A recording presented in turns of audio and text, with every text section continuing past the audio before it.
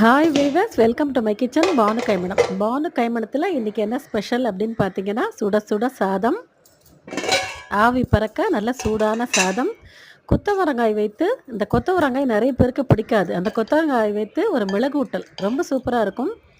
ரொம்ப பிரமாதமாக இருக்கும். மிளகு சேர்த்து தான் நம்ம இந்த கிளைமேட்டுக்கு நிறைய ஃபுட்டு எடுத்துக்கணும். இருமல், தொண்டை முழுங்க முடியாத பிரச்சனை, சைனஸ்ஸு, கோல்டுன்னு எதுவுமே நம்ம கிட்ட நெருங்காது. சூடான ஜீரக ரசம், கருவேப்பிலை துவையல். பச்சை நிறம் மாறாமல் இந்த கருவேப்பிலையை எப்படி துவையல் அரைக்கணும் அப்படின்னு நம்ம ஃபுல் டீட்டெயில் வீடியோவில் சொல்லியிருக்கேன்.